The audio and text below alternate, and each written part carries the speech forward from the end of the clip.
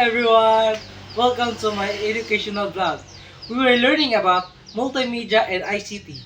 First, interactive learning. ICT multimedia turn boring lesson into 3D experience.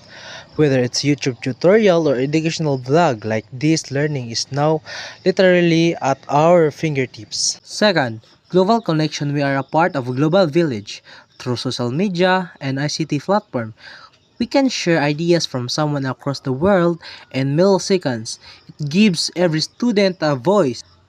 Third, real-world efficiency from digital banking to online research. ICT saves us time. It streamlines our daily tasks so we can focus on what really matters, creating and innovating. The bottom line, multimedia and ICT aren't just tech trends.